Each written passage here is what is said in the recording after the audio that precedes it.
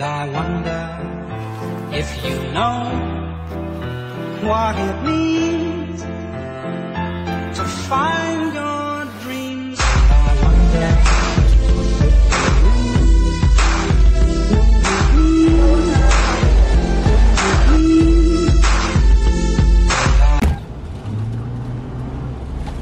My name is Ransdell. I'm 22 years old from right now the city of Dallas, Texas. I'm an actor, performer, also a full-time college student. In the Heights is the most tangible possible production for me to get involved in as far as Broadway is concerned. It's as if I was meant for this show. And it's funny because I heard about it through a whim. I was in a class and our project was to find a production or a theater job that you feel like you'd be great at and turn it in the next day. Every other kid in class takes the easy way out and turns in a job or listing for a tech job or hanging lights. And I saw an audition that called for a young Hispanic enthusiastic male, Latino with a rap background, comedic background. As soon as I read that, I knew that there was a reason I came across this. There was a reason that assignment was posted. It was my mission to get it. I was gonna make it mine.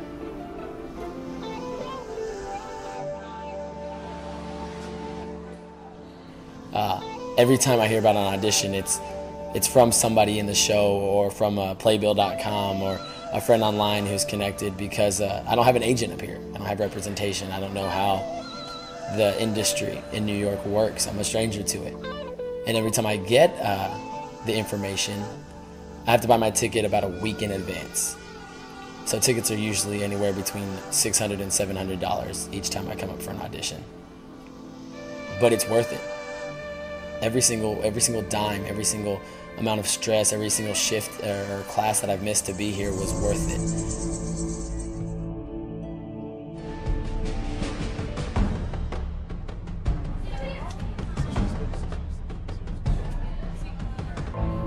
I got to New York. I got to my audition. I packed up and I showed up at 9 o'clock in the morning for a 10 o'clock in the morning open call. I thought I knew what I was doing. I thought I was comfortable, and I show up and there's a line wrapped from whatever floor the audition hall is in all the way down and outside the building. That's part of the line. You're seeing maybe a fraction of what it used to be. I woke up, showered, got ready, got excited, been singing my audition song the whole train ride. I get here and it's chaos. The first thing I hear when I step onto the main floor is, we're calling the 8 a.m. group. Anybody that just got here or got here within the last hour, you probably will not get seen today. This isn't gonna work out. I don't live 2 blocks away. I didn't just hit the subway to get here and I'll go back to work after this. This is why I came. This is what I've been waiting for. People had been waiting since 4 o'clock in the morning for these open calls. There were people who came at 8, 9, and even they couldn't sign up. So within all the confusion and the rejection, I actually saw a few people that I knew. I saw some friends that I had met along the way, and I started to feel comfortable now. I was no longer overwhelmed. There was a few people that I could maybe lean on or rely on, but even they were telling me the same things. Are you gonna come to a non-union open call and show up here almost at 10 a.m. dude? Unbelievable. That it is kind of late. We have been waiting here since 5 o'clock in the morning. Now she's calling out names of people that were here on time. Let's see. That's what I'm scared of. Hearing that all day, never hearing my name, and then watching everybody pack up and leave. And as far as I was concerned, I had wasted $700 in flight money.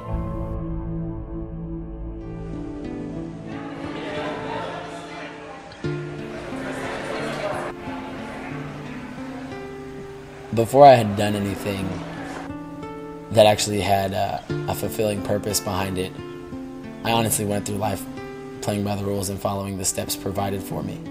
I was an athlete. I was a good student. I had a lot of friends. Never rubbed anybody the wrong way.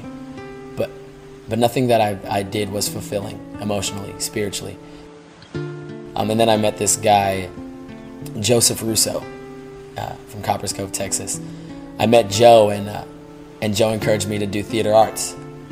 Joe encouraged me to audition for a play, and Joe encouraged me to do what I wanted to do.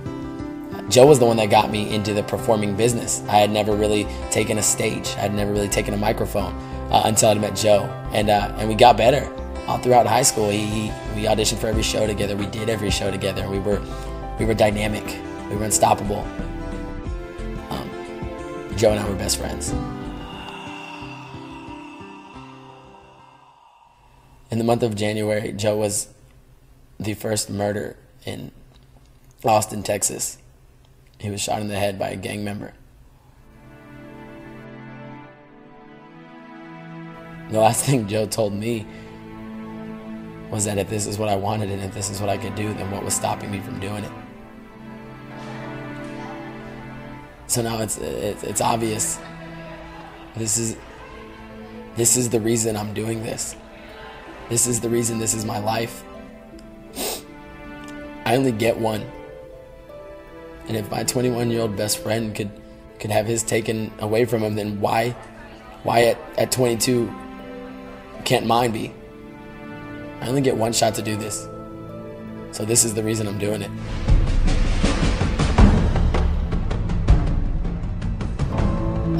I was 145 people behind on the waiting list, meaning I didn't have an audition spot, but I stopped caring about that. I stopped caring about list and about the order. I was sincerely gonna sneak in line, have my headshot and resume, and just go in between two performers. That was the plan, and nothing was gonna stop me from doing it. One of my friends came up to me and said, "You're gonna get in there. Do you think you're gonna audition?" I said, "I have to." And he said, "Well, if you think that way, then you're gonna audition. It's out in the universe now." I don't care if I'm sitting here and waiting for the directors to come out, and I'll sing with them walking down the stairs. Like, as long as I get seen, I don't care what happens after that. All of a sudden, the monitor that I was trying to butter up the entire time comes out of the audition room, and she's looking all around the room, and she comes out and she says, "Matt Ransdell, is there a Matt Ransdell here? Is Matt Ransdell here?" I stood up instantly, like I had just won a spot on The Price is Right, and I was like, that's me, I'm Matt Ransdell. I started pushing people out of my way. I was like, that's my name.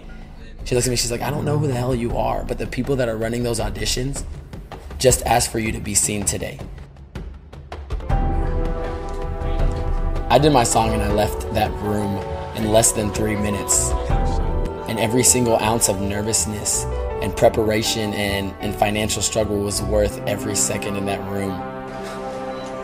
I don't know if I'll get a call back for the national tour of In the Heights. I don't know if I'll get asked to be seen again, but none of that matters. What they may or may not do has nothing to do with what just happened. And what just happened was the fact that I just auditioned for my dream job. I came up here alone. I came up here by myself. I waited in line for 4 hours, and I auditioned for my future. And whether it happens now or not doesn't matter. I'm already on the journey. There's no turning back. And I just did that. Hi, Matt. This is Nikki with Clemens Doing Casting. I'm calling regarding our non-equity tour of In the Heights. We would love to bring you in for the role of Usnavi. If that's something you'd be interested in.